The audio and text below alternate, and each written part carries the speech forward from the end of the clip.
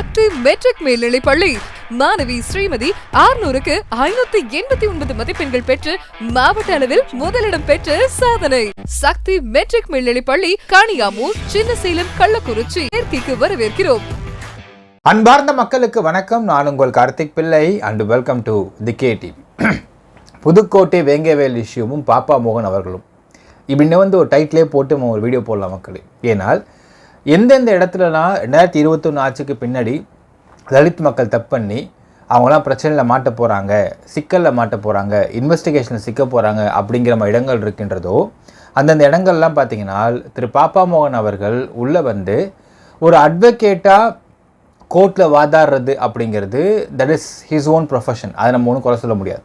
ஆனால் அட்வொகேட்டாக மட்டும் கோர்ட்டில் மட்டும் இந்த கேஸை வாதாடாமல் மீடியாவில் வந்து பேசிக்கிட்டு, மீடியாவில் ப்ரெஸ் மீட் கண்டக்ட் பண்ணிக்கிட்டு, கிட்டத்தட்ட மீடியாலே ட்ரையல் நடத்தி, மீடியாலே ஆர்குமெண்ட் முடித்து, மீடியாலே தீர்ப்பு கொடுக்குற அளவுக்கு இது பண்ணிகிட்ருப்பார். இதில் 2 வழக்கு நம்ம தொடர்ந்து பார்த்துருக்கோம். ஒரு வழக்கு அப்படிங்கிறது கள்ளக்குறிச்சி வழக்கு, 2வது ஆண்டோ மெரினா வழக்கு. இந்த 2 வழக்குக்கு பிறகு எங்கடா வேங்கவேல் விஷயத்தில் வரலன்னு நம்ம பார்த்துட்டே இருந்த மக்களே அந்த ஒரு விஷயத்தை பூர்த்தி பண்ணிவிட்டால் பாப்பா மோகன் அவர்கள் அப்படின்னு சொல்லலாம். ஸோ வேங்கவேல் இஷ்யூலையும் அந்த டேங்க்கில் மலத்தை கலந்தது அப்படிங்கிறதே அங்கே ஊரில் இருக்கக்கூடிய தலித் மக்கள் தான் அப்படின்னு நம்ம தொடர்ந்து சொல்லிக்கிட்டு இருக்கோம். ஸோ இதனை ஊர்ஜினப்படுத்தும் விதமாக இப்பொழுது இன்வெஸ்டிகேஷன் போயிட்டுருக்கு அப்படின்னு தெரிஞ்ச உடனே அந்த மக்களை காப்பாற்றுறதுக்குன்னு இறங்கி வந்திருக்காரு பாப்பா மோகன். இறங்கி வந்திருக்க சொல்கிற மக்களை இறக்கப்பட்டிருக்கிறார். யார் இறக்குனதப்போ? பாப்பா மோகனை யார் பணம் கொடுத்து இறக்கி இந்த மாதிரி பேச சொல்கிறது அப்படிங்கிற ஒரு சந்தேகம் இருக்கிறது. ரீசெண்டாக பார்த்த ப்ரெஸ் மீட்டில் எந்த அளவுக்கு இந்த வழக்கில் அபத்தமாக பேசிக்கிட்டு இருக்காரு அப்படிங்கிறத தெளிவாக பார்க்க போகிறோம் இந்த பதிவில்.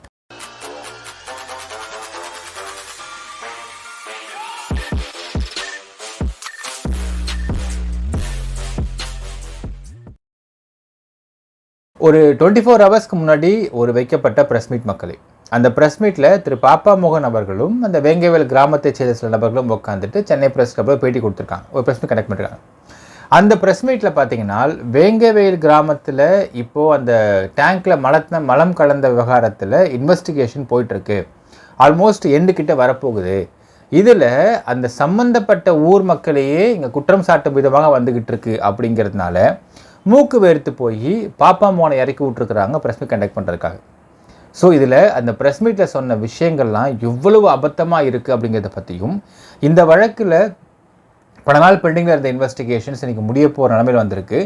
யார் அந்த டேங்க்கில் மலம் கலந்தது அப்படிங்கிற ஒரு எந்த சொல்யூஷனுக்கு வந்திருக்கிறாங்கன்னு நம்ம சொல்லலாம் மக்களே. நாம் இதை ஆரம்பத்திலே சொல்லியிருந்தோம். அதன் அடிப்படையில் எந்த அளவுக்கு பாப்பா மோகன் அவர்கள் இந்த வழக்கை திருச்சி பேசியிருக்காருன்றதை ஃபஸ்ட்டு பார்த்தாகணும் மக்களே.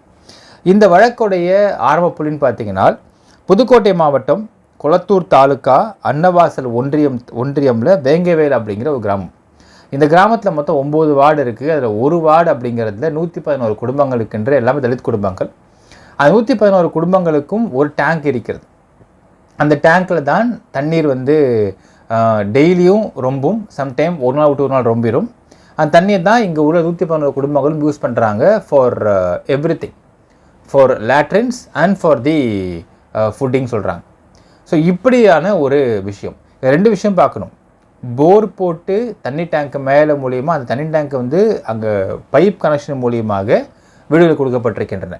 யார் கொடுத்தாங்கன்னு அடுத்து நான் சொல்கிற மக்களே. இதில் அந்த ஒரு வார்டில் இருக்கக்கூடிய தண்ணி டேங்க்கு தான் பிரச்சனை. 24/12/2022 அன்னைக்கு கோபிகா ஸ்ரீ அப்படிங்கிற ஒரு பொண்ணுக்கு உடம்பு சரியில்லாமல் போகுது. குட்டி குழந்தை உடம்பு சரியில்லாமல் போனே டாக்டரை கூட்டி போயிருக்காங்க. கூட்டு போனப்போ அம்மா கொஞ்சம் தண்ணியால் இன்ஃபெக்ஷன் வந்திருக்குன்னு நம்ம நினைக்கிறோம், ஸோ தண்ணியை காய்ச்சி குடின்னு சொல்லியிருக்க டாக்டர் சொல்லியிருக்காரு. நல்லா பார்க்கணும் மக்களே, இன்ஃபெக்ஷன் தனியாக வந்திருக்கும். ஏன்னால் அந்த சமயத்தில் மழை பெய்கிற சமயம், 12ஆம் மாதம் டிசம்பர் மாதம் மழை அதிகமாக இருக்க சமயம். அந்த சமயத்தில் இன்ஃபெக்ஷன் தனியாக வந்திருக்க வாய்ப்பு இருக்கிறது. தண்ணியை காய்ச்சி குடின்னு சொல்லியிருந்துருக்காங்க டாக்டர்ஸ். இது தொடர்ச்சியாக பார்த்தீங்கன்னா டேங்க் க்ளீன் பண்ணணும்னு சொல்லிட்டு ஒரு முறை வச்சுருக்கிறாங்க. தேவ் கெப்ட் ரெக்வஸ்ட் என்னென்னு பார்த்தீங்கன்னா டேங்க் க்ளீனிங் கேட்டிருக்கிறாங்க. அப்போ அந்த ஊர் தலைவராக இருக்கக்கூடிய ஒரு பெண்மணி அவங்க அந்த ஆக்சுவலாக தலைவர் அப்படிங்கிறது அந்த கணவர் தான் தலைவராக இருக்கிறாரு. பட் அது பெண் வாழ்ன்றதால அவங்க மனைவியை தலைவராக போட்டிருக்கிறாங்க. ஸோ அவங்க சொல்லியிருக்கிறாங்க இன்னும் ஃபண்டு வரன்னு சொல்லியிருக்கிறாங்க இதுக்கு டேங்க் க்ளீன் பண்ணுறதுக்காக. ஸோ கரெக்டாக 26/12 பார்த்தீங்கன்னா காலையில் அந்த கோபிகா ஸ்ரீ அப்படிங்கிற ஒரு அப்பா வந்து கனகராஜ் அப்படிங்கிறவர் வந்து ஒரு கம்ப்ளைண்ட் போய் கொடுக்குறார். என்னென்னால் இந்த மாதிரி டேங்க்கில் வந்து ஏதோ தண்ணி நல்லா இல்லை, அதை குடித்து என் குழந்தை உடம்பு சரியில்லாமல் போச்சு, இந்த கம்ப்ளைண்ட் கொடுக்குறாரு. இந்த கம்ப்ளைண்ட் கொடுத்தது எப்போ அப்படிங்கிறத பார்க்க வேண்டும் மக்களே. இது எல்லாமே எந்த அளவுக்கு வந்து குக்டப் பண்ணியிருக்காங்க அப்படிங்கிறத பார்க்கணும். ஃபஸ்ட்டு சொல்கிறத சொல்லிடுற மக்கள், இப்படி கொடுத்தாங்க, இந்த கொடுத்த கம்ப்ளைண்ட் அடிப்படையில் எஃப்ஐஆர் பதிவு பண்ணியிருக்கு. எஃப்ஐஆர் பதிவு பண்ண அடிப்படையில் வந்து இந்த டேங்க்கில் உள்ள தண்ணியை ஆய்வுபடுத்தியிருக்கணும் அவர் சொல்கிற வார்த்தை. டேங்க்கு தண்ணியை எப்படி அந்த டிஆர்ஓ, அந்த ஆர்டிஓ, தாசில்தார்லாம் வந்து அவங்க முன்னிலையில் வந்து டேங்க் தண்ணியை மொத்தமாக வந்து ட்ரைன் பண்ணாங்க, அது ஏன் ட்ரைன் பண்ணாங்க, ஏன் தண்ணியை அகற்றுனாங்க, அதை ஆய்வுபடுத்தியிருக்கணும். அது மட்டும் இல்லாமல் அந்த பைப்பில் வர தண்ணியை தான் ஆய்வு கொண்டு போனாங்க, டேங்க் தண்ணியை ஆய்வு கொண்டு போகலை. ஸோ இது வந்து முதல் தப்பு அப்படின்னு சொல்லிட்டு பாப்பா மோகன் சொல்கிறார். சரி மக்களே, இதை நம்ம இதை வந்து விசாரித்து பார்த்தோம். ஃபஸ்ட்டு விஷயம் நம்ம தெரிஞ்சுக்கணும், இந்த வழக்கு அப்படிங்கிறது கோபிகா ஸ்ரீ அந்த குழந்தை குடித்த தண்ணியில் மலம் கலந்துருந்துச்சா இல்லையான்றது வழக்கு கிடையாது.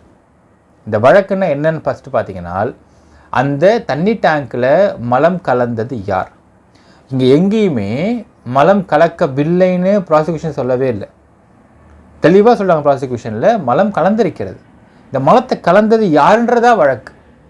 அப்போது அந்த வழக்கில் இவர் சொல்கிறபடி பார்த்தால் டேங்க்கில் மலம் கலந்தது யாருன்றதை கண்டுபிடிக்கணுமா, இல்லை மலத்தில் தண்ணி கலந்து யாரும் கண்டுபிடிக்கணுமா, இந்த கேள்வி இருக்கிறது. இப்போ இவர் சொல்கிறபடி தண்ணியை வந்து அப்படியே வச்சுருக்க முடியுமா?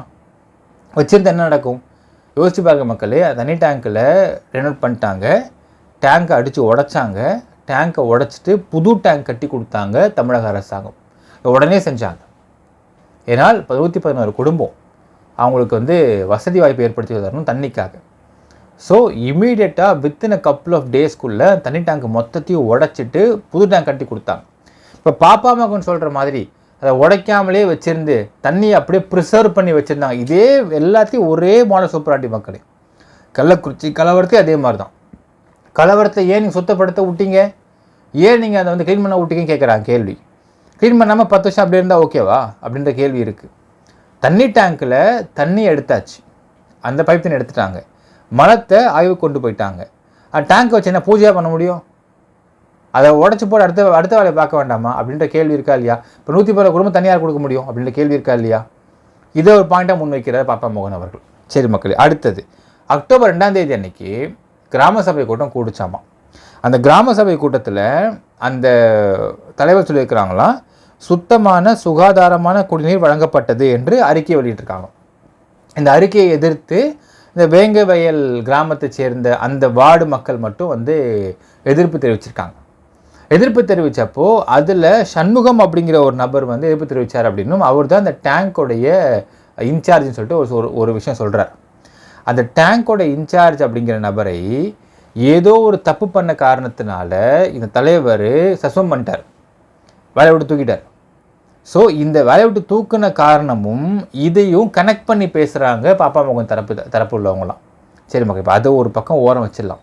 அடுத்து என்ன சொல்கிறாருன்னு பார்த்தீங்கன்னா, இந்த அறிக்கை பொய்யாக தயாரித்தது மட்டும் இல்லாமல் இந்த அறிக்கையை உண்மைன்னு கன்ஃபார்ம் பண்ணுறதுக்காக அந்த தலைவர் அவரோட சொந்த பணத்திலேயே போர்வெல் போட்டு அது மூலிமா எல்லார் வீட்டுக்கும் பைப் கனெக்ஷன் அவரே சொந்த செலவில் பண்ணி கொடுத்து தண்ணி விட்டுருக்காருன்றதும் சொல்கிறார். இப்போது இந்த அறிக்கை உண்மையாக பொய்யாடுறது கேஸே கிடையாது. கேஸ் என்ன? தண்ணி டேங்கை யார் மலத்தை கலந்தது, இதுதான் கேஸ்.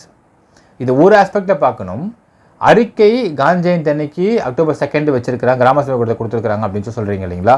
ஆனால் இந்த ஒரு விஷயம் சொல்கிறார் அவர், இதில் ஆதிக்க சமூகத்தை சேர்ந்தவர்கள் தான் இந்த விஷயத்தை பண்ணியிருக்க முடியும் அப்படின்னு அவர் சூசகமாக சொல்கிறார். அப்படியே தலைவர் தான் அவர் குற்றம் சாட்டுறார் அப்படின்னால் அந்த தலைவர் எதற்காக 111 குடும்பத்துக்கும் சொந்த கை காசை போட்டுட்டு ஏன் போர் போடணும், ஏன் பைப் கனெக்ஷன் கொடுக்கணும், ஏன் தண்ணி விடணும் அப்படிங்கிற கேள்வி இருக்கிறது. ஸோ அதுவும் ரூல்ட் அவுட். அடுத்து ஒரு பாயிண்ட் சொல்கிறார், இதில் இன்வெஸ்டிகேஷனை வந்து லோக்கல் போலீஸ் ஹேண்டில் பண்ணாங்க. ஹேண்டில் பண்ணக்கப்புறம் சிபிசிஐடிக்கு மாற்றப்பட்டுச்சு. மக்களுடைய கோரிக்கைக்கு நிறைவேற்றும் விதமாக மாற்றப்பட்டு யாருக்கு டிஎன்ஏ எடுக்கிறாங்கன்னு பார்த்தீங்கன்னா, இங்கே உள்ள மக்கள் டிஎன்ஏவே எடுக்கிறதுக்காக கேட்டாங்க. அதுக்கு எதிர்ப்பு தெரிவித்து இந்த இடத்துல வந்து நாங்கள் ஹைகோர்ட்டில் மதுரை ஹைகோர்ட்டில் வந்து ஒரு மனு போட்டிருந்தோம். அந்த மனு அதுக்கப்புறம் வந்து என்னாச்சுன்னு அப்படியே அதை மழுப்பிட்டார். நான் சொல்கிற மக்களே, அந்த மனு என்னாச்சுன்னு சொல்லிட்டு இந்த கேஸை விசாரிக்க ஆரம்பித்த first day, that is on 26/12/2022 அன்றைக்கே பார்த்தீங்கன்னா இந்த மலத்தை யார் இங்கே போட்டது அப்படிங்கிறது ஆல்மோஸ்ட் உண்மை கறந்தாச்சு.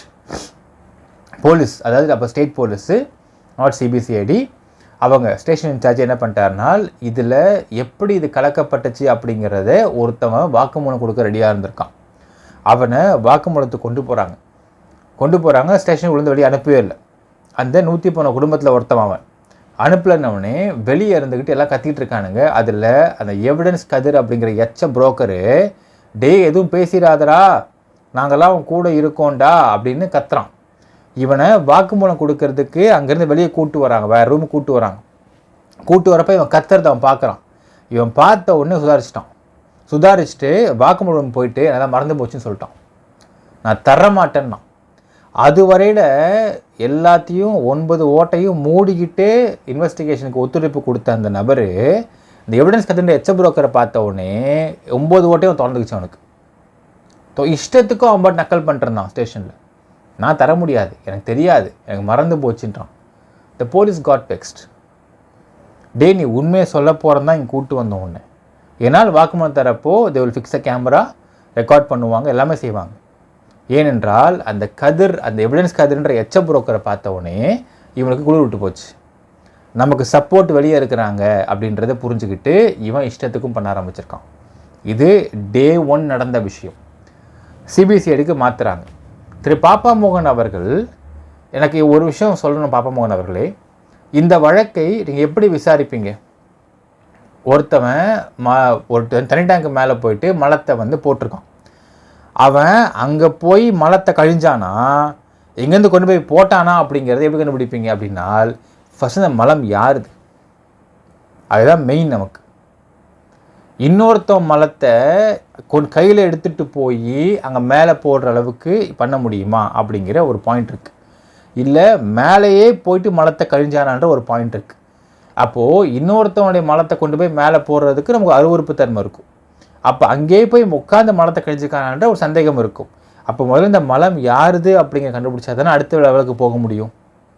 அப்போது அதுக்கு நீங்கள் சயின்டிஃபிக்கான இன்வெஸ்டிகேஷன் பண்ணுறதுனால் நீங்கள் என்ன பண்ணணும், என்ன பண்ணப்பட்டுச்சு, இந்த மலத்தை யாருதுன்னு பார்த்தாங்க, பெண்ணுடைய தான் ஆணுதான்னு பார்த்தாங்க, டிஎன்ஏ எடுத்தாங்க. அதன்படி அங்கே உள்ள மக்கள் டிஎன்ஏ எடுக்க கேட்குறாங்க.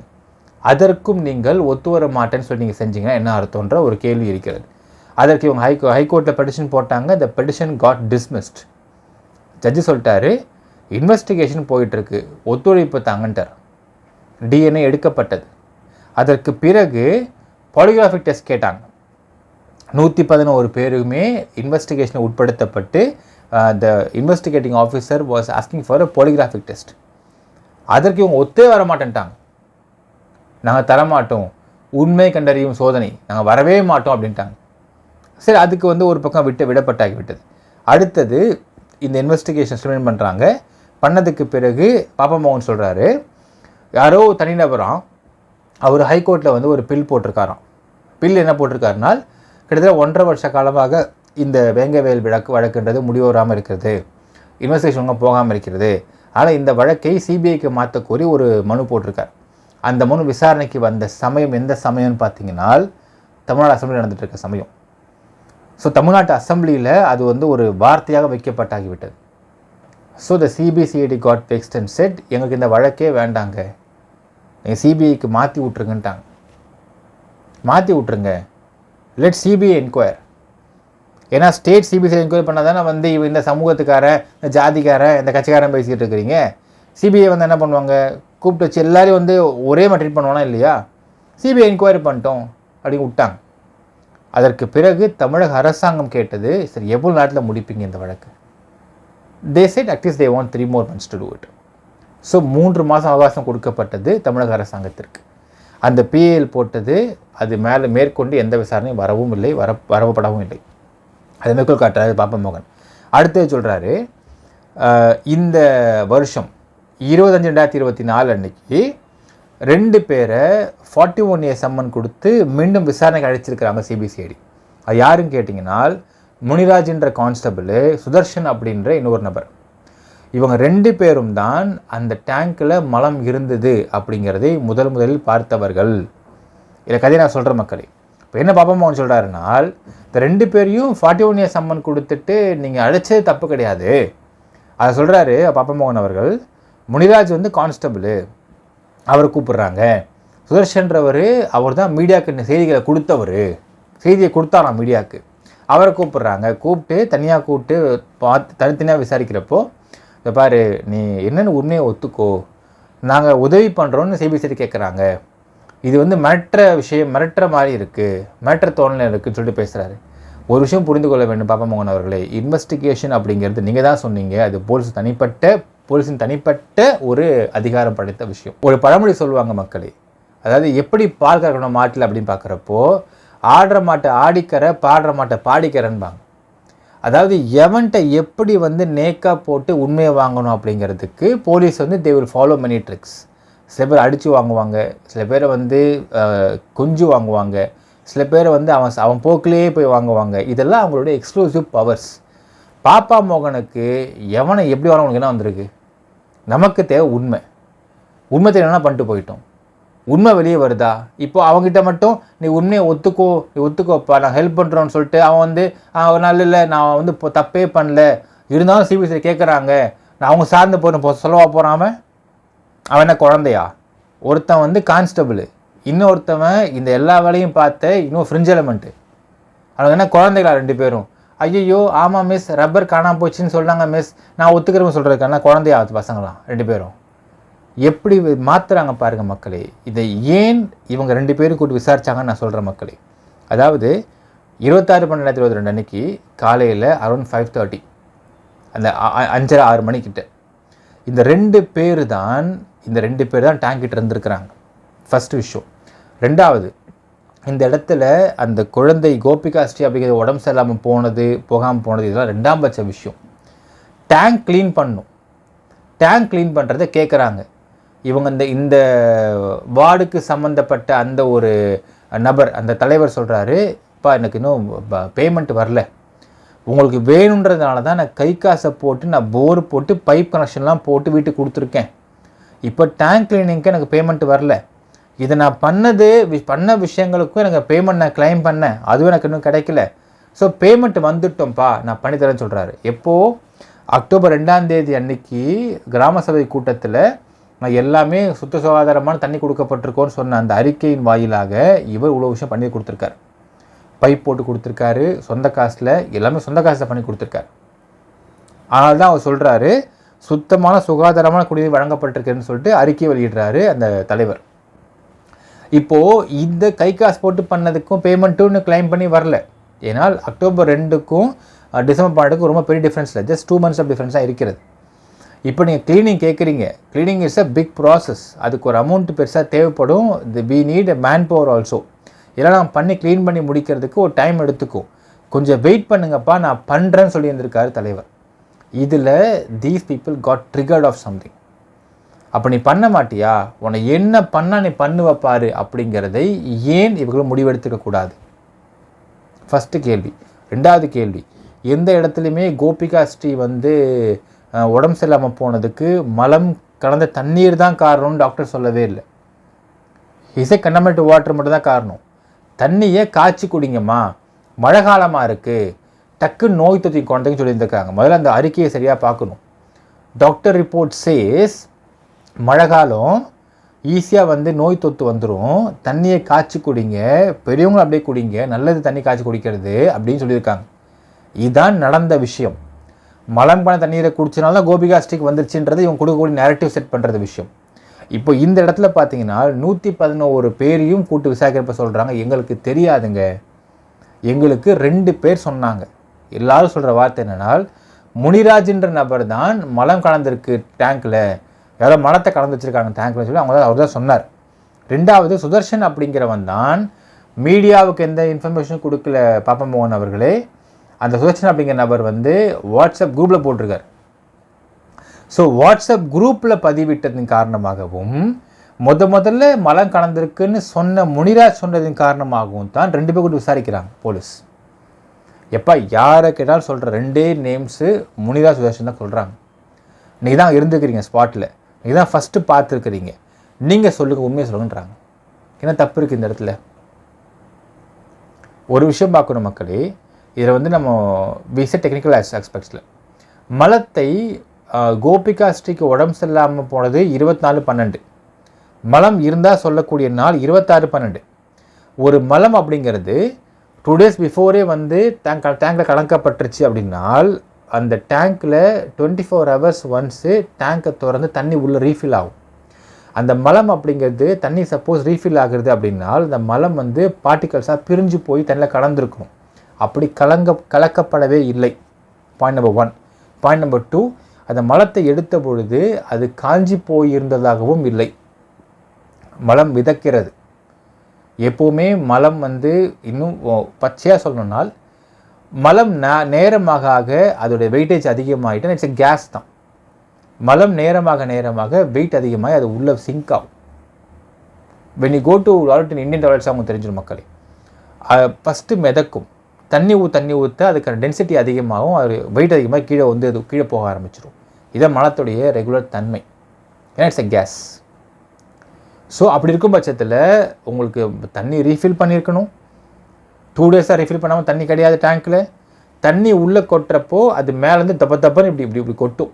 இப்போ சப்போஸ் அங்கே மலம் வந்து 2 days முன்னாடி இருந்துச்சுனால் அதில் பட்டு மலம் பார்ட்டிகல்ஸாக பிரிஞ்சு போயிருக்கும். அப்படி பிரிஞ்சு போகலை. ஸோ அது 26 அன்னைக்கு அந்த நிமிஷத்தில் யாரோ கலந்துருக்காங்கன்றது தெளிவாக கிடைக்குது. Point number 1. பாயிண்ட் நம்பர் 2, அது மிதந்துட்டு இருந்திருக்கு, மூழ்கில. அப்பொழுது தான் அது கழிக்கப்பட்டிருக்க வேண்டும். இது பாயிண்ட் நம்பர் 2. அப்போது இதில் வந்து முனிராஜோ சுதர்ஷனோ ஏன் மேலே போய் மலத்தை கழிஞ்சிருக்கக்கூடாதுன்றதான் இங்கே காவல்துறையோட சந்தேகமே. இன்னொருத்தவங்க கொண்டு போய் மேலே போட்டிருக்க முடியாது. அது வந்து ஒரு அருவருப்புத்தன்மை எல்லாருக்குமே இருக்கும். இவங்க போய் ஏன் கழிஞ்சிட்டு இப்படி ஒரு நாடகத்தை பண்ணிருக்கூடாது? They have the motive, tank cleaning motive இருக்குது அப்படிங்கிறதான் இங்கே சந்தேகம். அதனால தான் அவரை கூட்டு விசாரிக்கிறாங்க. இவரை விசாரிப்பதனால் என்ன பிரச்சனை பார்ப்போங்கன்னு பார்த்தீங்கன்னா, தலித் மக்கள் மாட்டிக்க போகிறாங்க. இவங்களை காப்பாற்றணும். எப்படி இறக்கி விடப்பட்டிருக்கிறாங்க பாப்பா மோகன் அவர்களை. இப்போ யார் இறக்கி விட்டது அப்படிங்கிறது இங்கே பார்க்க வேண்டும் மக்களே. இன்னொரு விஷயம் பார்க்கணும் மக்களே, இதில் முக்கியமான பாயிண்ட்டு, இதில் வந்து அந்த ப்ரெஸ் மீட் லாஸ்ட்டாக வந்து எப்படி இம்போஸ் பண்ணுறாங்க பாருங்கள்.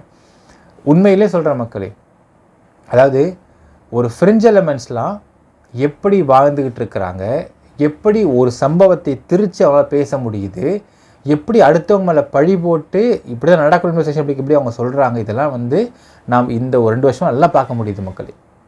கடந்த 2 வருஷ காலமாக பார்த்தா தெரியும், இந்த தலித் மக்கள் எந்தெந்த குற்றத்தெல்லாம் மாற்றுறாங்களோ இல்லை மாற்ற மாதிரி இருக்குதோ அங்கெல்லாம் எப்படி ஃப்ரிஞ்ச் எலமெண்ட்ஸை கரெக்டாக உள்ளே கொண்டு வந்து வச்சு எப்படிலாம் அவங்க நேட்டிவ் செட் பண்ணுறாங்க அப்படிங்கிறத பார்க்கும்போது நமக்கு மலப்பாக இருக்குது. ஏன்னால் திரு பாப்பா மோகன் சொல்கிறாரு, இந்த கேஸில் இன்வெஸ்டிகேஷன் போனது தான் தப்பாமா. சரி, 2வது விஷயம் சொல்கிறாரு, ஏன் தப்புன்னு கேட்டால் இன்வெஸ்டிகேஷனில் டைரக்ட் எவிடன்ஸ் இருந்தால் ஓகே, இல்லைனா you need to come with circumstantial evidences. அதன்படி பார்த்தா இந்த ஊரில் இரட்டைக்கோலை மெத்தட் இருந்திருக்கு.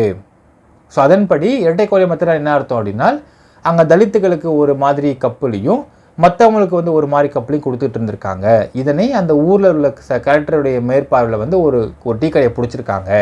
ஸோ அந்த ஊரில் தலித் மக்களை வேறுபடுத்தி பார்ப்பதற்கும் தனிச்சு பார்க்கிற மாதிரியான ஒரு வழிமுறை இருக்கிறதுன்னு ஒரு நாட்டு கொடுக்குறார். மக்களே, நம்ம தெளிவாக சொல்லிட்டோம், இரட்டைக்கோலை மெத்தட் அப்படிங்கிறது அங்கே இல்லவே இல்லை. ஏனால் இந்த வழக்கை விசாரித்து பார்க்கும்போது நமக்கு தெரிகிறது, தமிழ்நாட்டில் எந்த டீ கடைக்கு நீங்கள் போனீங்கனாலும் கண்ணாடி கிளாஸ் இருக்கும், ஸ்டீல் டம்ளர் சம்டைம் இருக்கும், பிளாஸ்டிக் கப் பேப்பர் கப்ஸ் இருக்கும். இந்த பேப்பர் கப்பு கேட்குற பேப்பர் கப்பு கொடுப்பாங்க, கண்ணாடி கிளாஸ் கொடுப்பாங்க. ஸோ இது வந்து எல்லா டீ கடையிலையும் உள்ள நார்மலான விஷயங்கள்.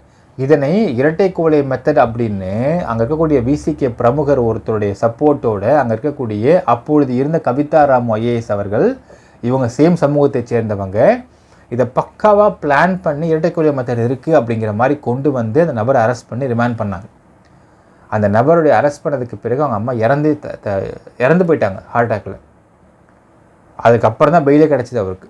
ஸோ ரொம்ப ரொம்ப பாவப்பட்ட ஒரு கடை தான் டீ கடை. அது ஃபுல் டைம் திறந்தும் இருக்காதான்.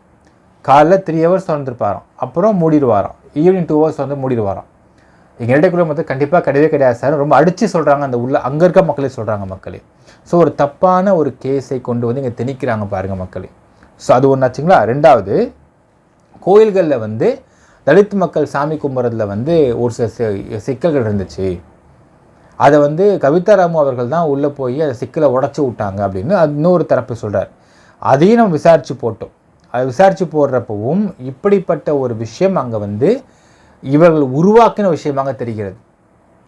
அதாவது அந்த ஒரு கோயிலை வந்து உள்ளே போயிருப்பாங்க, திடீர்னு சாமி ஆடி இருப்பாங்க ஒரு லேடி, தலித் மக்கள் உள்ளே கொண்டு போட்டு எல்லாம் கிளாப் தட்டுருப்பாங்கன்ற மாதிரி ஒரு கேஸ் வந்தது மக்களே. அது விசாரித்து பார்க்குறப்ப சொல்கிறாங்க, இந்த கோயிலை கட்டினது வேறு சமூகத்து ஆட்கள், அவங்க சமூகத்து ஆட்கள் மட்டும்தான் அந்த கோயிலில் போயிட்டுருப்பாங்க, தலித் மக்கள் உள்ளே வர வேண்டிய அவசியமே இல்லை, வேணே அப்படி ஒரு விஷயத்தை உருவாக்கி இப்படி ஒரு இதை காட்டுறாங்கன்னு ஒரு தரப்பு சொல்லப்பட்டது. அதே பதிவு நம்ம பண்ணியிருப்போம் மக்களே. அது செகண்ட் விஷயம். மூன்றாவது பாருங்கள், இது எவ்வளோ பெரிய அபத்தமான விஷயம் பார்க்கணும் மக்களே.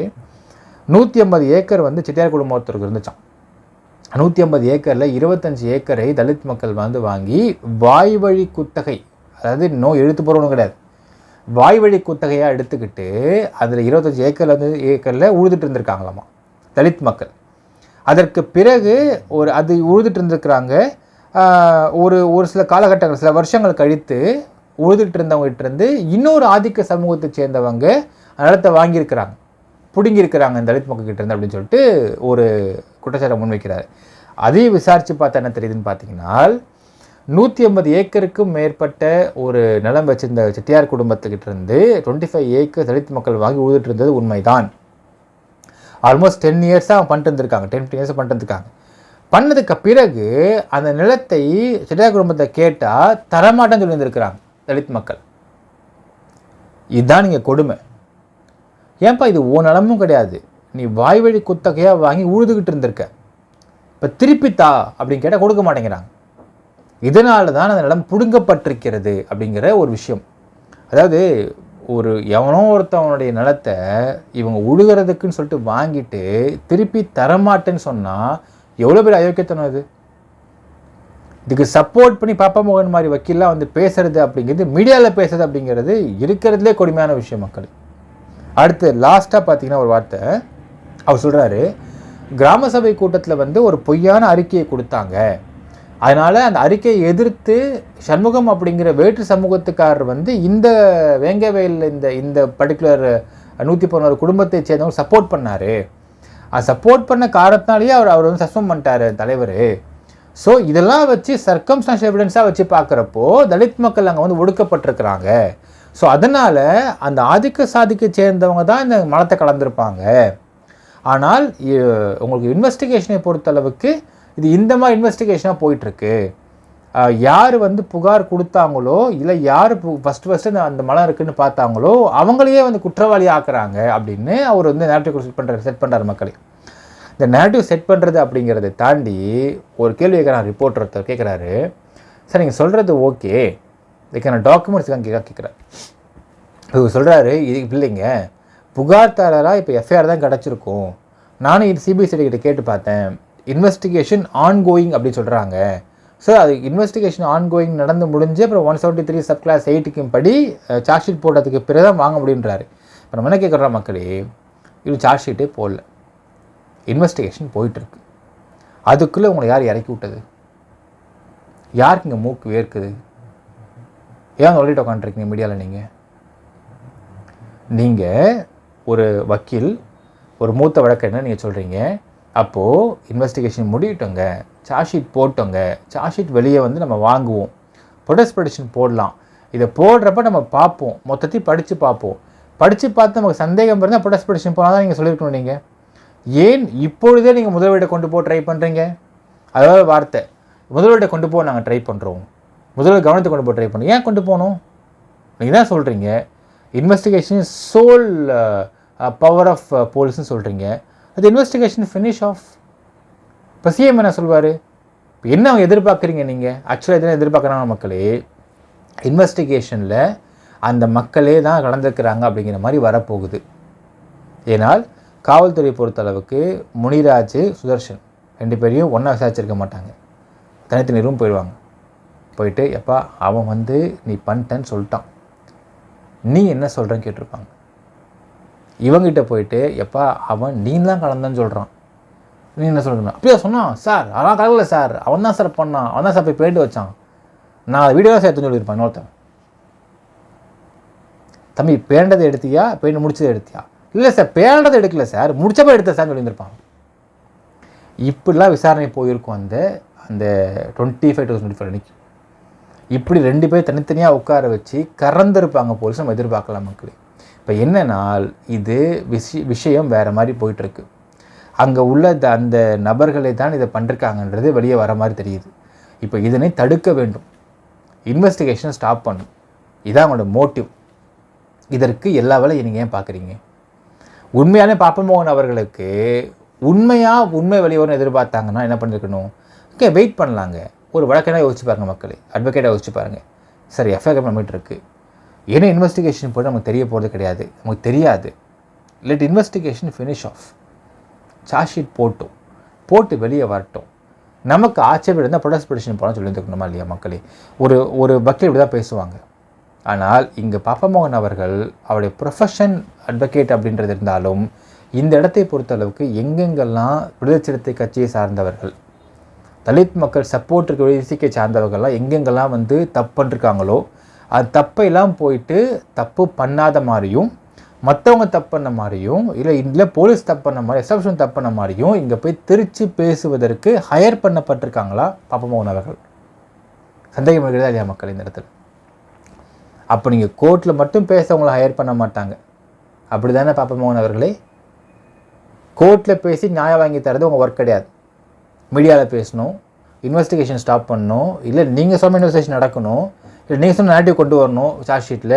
இதெல்லாம் செய்வது ஒரு வழக்கறிஞருடைய எத்திக்கல் சார்ந்த விஷயமா அப்படிங்கிற சந்தேகம் நம்ம எழுப்ப வேண்டியதாக இருக்குது மக்களே. வேறு கேப்பில் ஒரு வார்த்தை விட்றாரு, கள்ளக்குறிச்சி இந்த மாணவி வழக்குலேயும் அப்படி தான் விசாரணை நடக்கவே இல்லை அப்படிங்கிறாரு.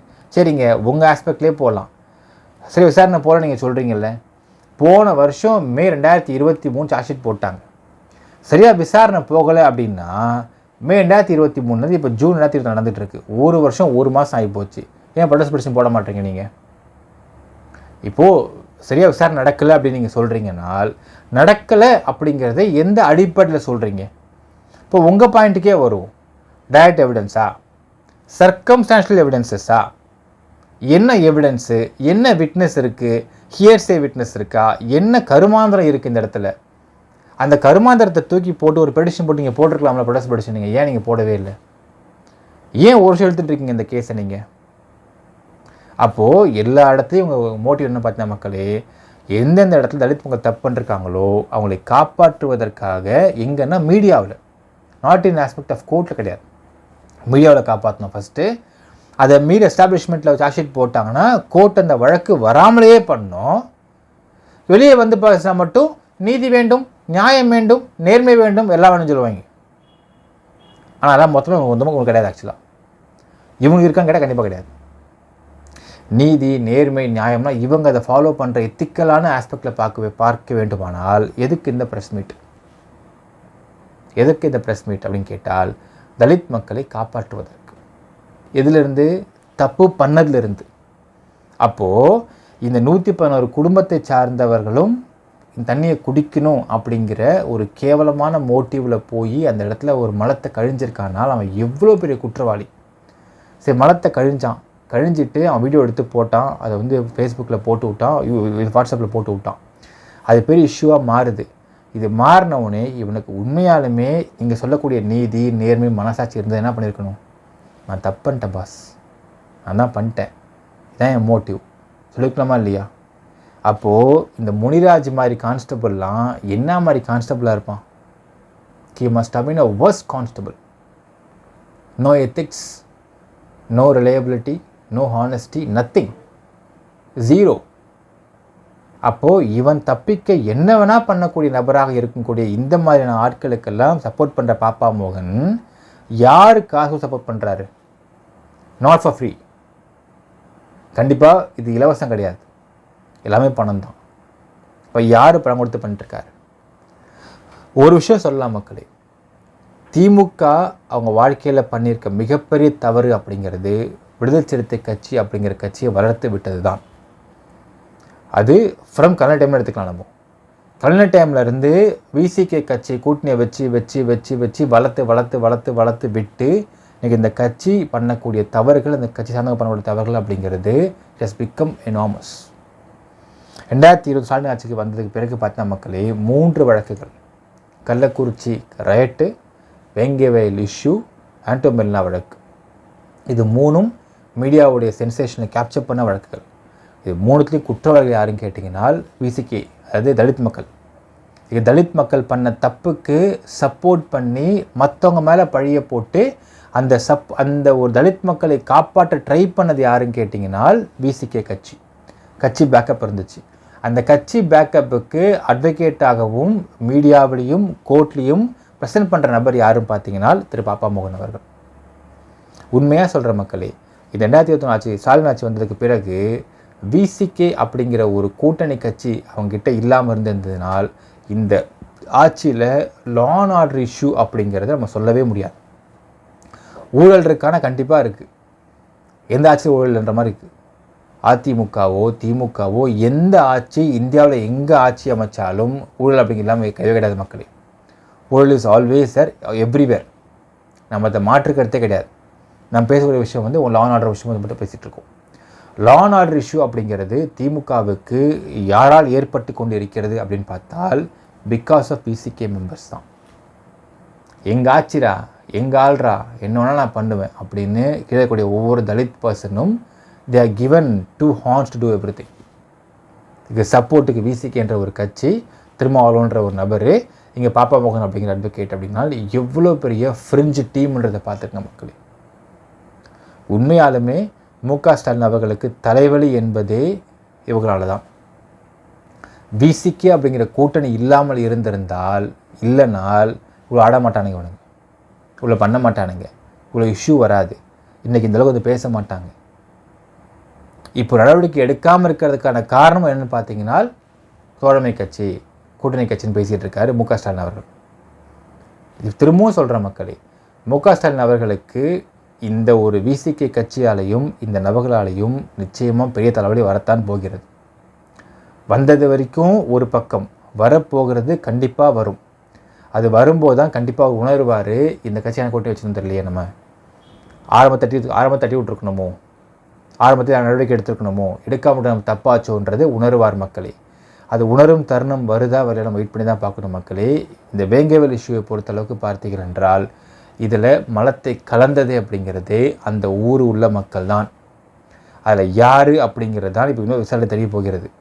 அது முனிராஜாக இருக்கலாம், சுதர்ஷனாக இருக்கலாம், எவனோ ஒருத்தன் வந்து மேலே மலத்தை பேண்டு வச்சுருக்கான், அவனை வீடியோ எடுத்துக்கிறான். இப்போ எவன் வீடியோ எடுத்தான், எவன் வந்து அங்கே கழிஞ்சான்றது தான் இங்கே வந்து விசாரணையே. என்ன நடந்துடுறது அப்படிங்கிறதே நம்ம பொறுத்து தான் பார்க்கணும். மக்கள் என்ன நினைக்கிறீங்கன்றது கமெண்ட்டில் மென்ஷன் பண்ணுங்க. நன்றி, வணக்கம். சக்தி மெட்ரிக் மேல்நிலைப் பள்ளி மாணவி ஸ்ரீமதி 600க்கு 589 மதிப்பெண்கள் பெற்று மாவட்ட அளவில் முதலிடம் பெற்ற சாதனை. சக்தி மெட்ரிக் மேல்நிலைப் பள்ளி காணியாமூர், சின்னசேலம், கள்ளக்குறிச்சி சேர்க்கைக்கு வரவேற்கிறோம்.